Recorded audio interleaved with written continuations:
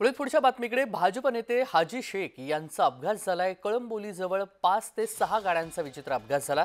हाजी अराफत यांच्या पायाला दुखापत झाली आहे। त्यांना उपचारासाठी पनवेल येथील एमजीएम रुग्णालयामध्ये दाखल करण्यात आले।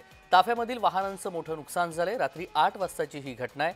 भाजप नेते हाजी शेख यांचा अपघात झालेला आहे। त्यांच्या पायाला दुखापत झाली आहे आणि या सगळ्या संदर्भात सविस्तर तपशील आपण जाणून घेऊयात। महेंद्र जोईल आपले प्रतिनिधी जोडले गेलेले आहेत। महेंद्र, अपघातासंदर्भातील सविस्तर तपशील। पाहिलं गेलं तर भाजपचे जे महाराष्ट्र राज्य अल्पसंख्याक आयोगाचे अध्यक्ष आहेत, ते हाजी अराफत शेख यांच्या गाडीला पनवेल कळंबोली येथे अपघात झाल्याची माहिती मिळते। हा रात्री अपघात झालाय 8 वाजता। पुढील वाहनाने अचानक ब्रेक मारल्याने त्यांच्या गाडीने वाहनाला जोरदार धडक दिली। या अपघातात हाजी अराफत शेख यांच्या बाजूची यांच्या बाजूला जी जागा असते, म्हणजे ड्रायव्हरच्या बाजूची जागा असते, त्या ठिकाणी जे ती गाडीला धडक दिल्याने त्यांच्या पायाला जबर जी आहे ती जखम झाल्याची माहिती मिळते। माहितीनुसार हाजी अराफत शेख पनवेलच्या दिशेने प्रवास करत होते।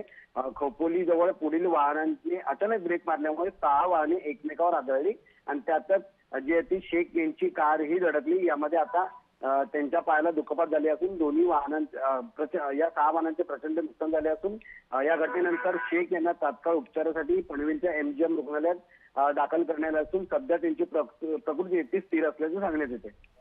अगदी धन्यवाद महेंद्र, आपण दिलेल्या सविस्तर माहितीसाठी। बातमी संदर्भातले अपडेट जाणून घेऊ।